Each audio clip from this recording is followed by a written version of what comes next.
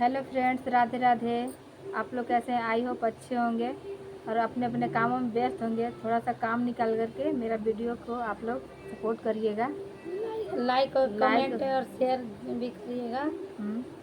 तो आप लोग के सामने एक भोले बाबा का गीत सुनाने जा रही है, क्योंकि सावन चल रहा है और बारिश भी हो रही है। हमारे यहाँ तो बारिश हो रही है, आपके यहाँ पे हो रही है कि नहीं हो रही है, कमेंट में बताइएगा। ठीक है, और आइए हम आपके सामने एक भोले बाबा का गीत सुनाने जा रहे हैं।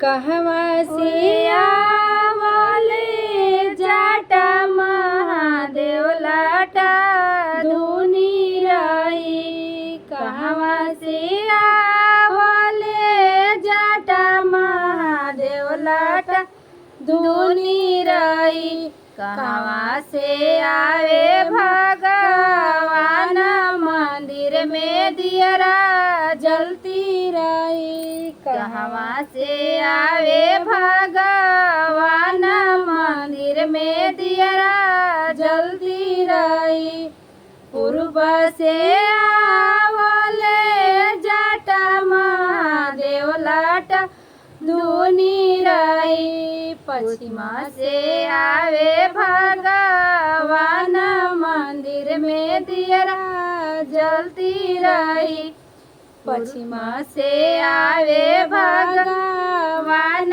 मंदिर में दियरा जलती रही, कहवा उतारब जाटा महादेव लाटा धुनी रही, कहवा उतारब भगवान मंदिर में दियरा जलती रही, कहवा उतारब भगवान महर में दियरा जलती रही, अंगने उतारब जाटा महादेव लाटा धुनी रही, दुअरे उतारब भगवान महल में दियरा जलती रही, दुअरे उतारब भगवान महल में दियरा जलती रही,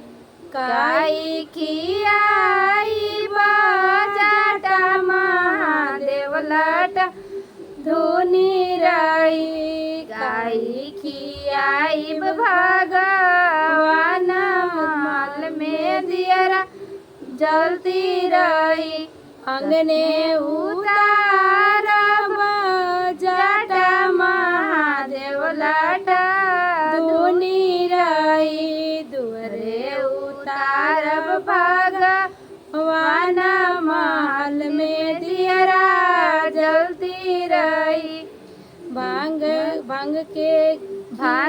खियाई जाटा महादेव लाटा धुनी रही, बर्फी खियाई भगवान महल में दियरा जलती रही, भांग बर्फी खियाई भगवान महल में दियरा जलती रही।